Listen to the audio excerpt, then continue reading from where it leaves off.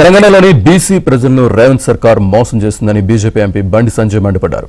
బీసీలకు 42% రిజర్వేషన్లు ఇస్తామంటే బీజేపీకి ఎలాంటి అభ్యంతరం లేదన్నారు. అయితే ముస్లింలకున్న 10% రిజర్వేషన్లు తీసేసి కేవలం బీసీలకు మాత్రమే 42% రిజర్వేషన్లు వర్తింపచేసేలా బిల్లుంటే మద్దతిస్తామని బండి సంజయ్ స్పష్టం చేశారు. కేంద్ర ప్రభుత్వం దగ్గర ధర్నా ఇస్తాడు. ఏం ధర్నా ఇస్తాడు? మీరు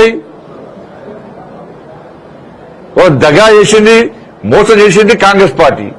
మీరు ఢిల్లీలో పోయి ధర్నా అంటే ఏఐసీసీ భవన్ దగ్గర ధర్నా అయ్యి, జనపద 10 జనపదాలు ధర్నా అయ్యి,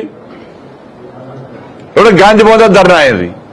మేము క్లియర్ కట్గా చెప్తున్నాం. మేము 10% ముస్లిం కలిపి కేంద్రానికి బిల్లు పంపితే అది తిరిగి వాపసు వస్తుంది.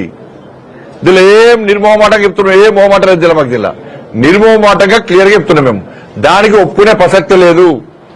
మీరు 10% ముస్లిం తీసేసి 42% కేవలం బీసీలకు ఇస్తే ఇవాళ దాన్ని ఆమోదించడానికి మేము కలిసి ప్రయత్నం చేస్తాం.